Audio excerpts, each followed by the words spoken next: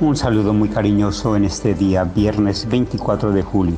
Leemos el Evangelio de San Mateo en el capítulo 13, versículo del 18 al 23. Escuchen entonces la explicación de la parábola del sembrador. Si uno escucha la palabra del reino y no la entiende, viene el maligno y le arrebata lo sembrado en su corazón. Ese es como lo sembrado junto al camino. Lo sembrado en terreno pedregoso es el que escucha la palabra y la recibe enseguida con gozo, pero no tiene raíz y es inconstante. Llega la tribulación o la persecución por causa de la palabra e inmediatamente falla.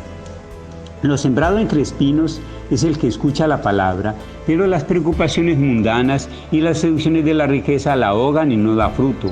Lo sembrado en tierra fértil es el que escucha la palabra, la entiende, ese da fruto, 100, 60 o 30.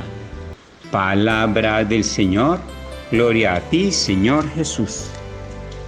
Jesús, recordamos, salió de su casa, se reunió con mucha gente, se subió a una barca y empezó a hablarle en parábolas a la multitud. No les habló con claridad, sino como con una manera que necesita interpretación. Él mismo se quejó porque parecían como personas con un corazón embotado, con los ojos que no miran, con los oídos que no oyen y con un corazón endurecido. Ahora son los discípulos quienes después de entrar a su casa se acercan a pedirle que les explique la parábola del sembrador. Con mucha disponibilidad y cierta satisfacción, Jesús les explica cada momento dando significado a los elementos de la parábola. No habla directamente quién es el sembrador, pero sí que se siembra, la palabra. Se siembra cuando se escucha y son 4 reacciones que él descubre entre la multitud que recibe esa palabra. Queda claro que en este caso es él quien está sembrando en la multitud y en la misma multitud descubre esas 4 reacciones.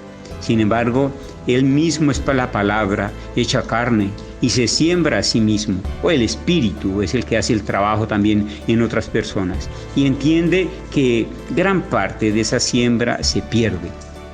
Es muy interesante que Jesús clasifique la multitud que lo escucha en esos 4 grupos humanos como prioridades diferentes. Toda la multitud escucha la palabra, todos la entienden. En un grupo ni siquiera alcanza a llegar al corazón. En otro grupo humano es recibida con gozo, pero un gozo momentáneo, inconstante. Se queda como en buenas intenciones, no soporta ninguna prueba y retrocede. Son como personas superficiales, plásticas, que no se comprometen. Y otras más tienen puestas sus esperanzas en lo mundano, en las posesiones. Y ahí se queda escuchando solo, haciendo bulto.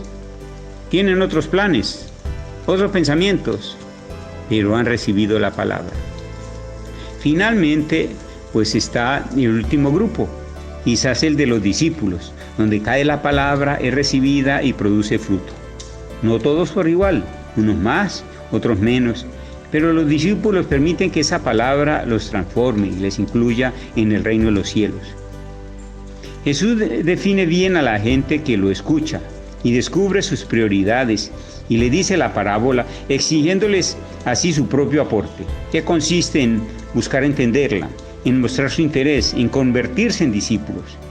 Dividiendo a la multitud en 4 partes, 3 de ellas son un fracaso, el 75% de fracaso. Solo un 25% hay logros, y de ese porcentaje es por el que Jesús trabaja. De ese porcentaje busca apoyarse para sentir la cercanía del reino de los cielos, en aquellos humildes y sencillos que ponen su confianza en Él. Claramente la explicación se entiende, la parábola es una evaluación de la actitud de la gente que tiene ante sus ojos.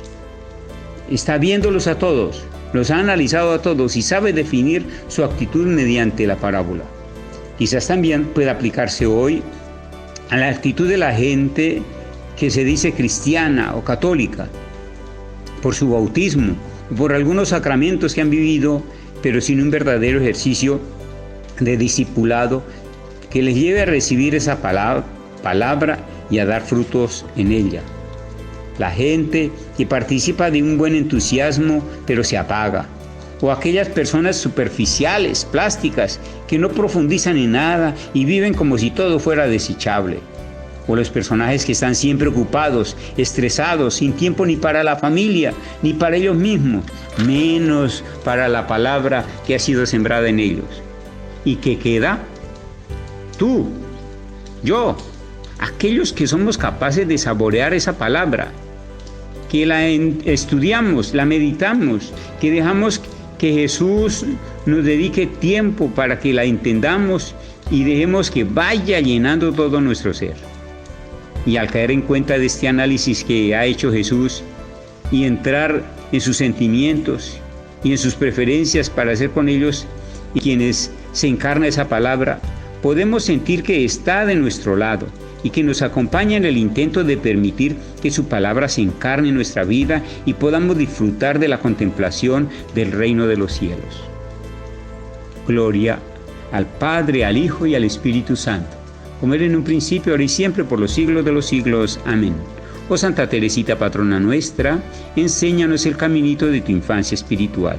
La bendición de Dios, que es Padre, Hijo y Espíritu Santo, descienda sobre ustedes y los acompañe siempre. Amén. Muchas gracias por la atención prestada.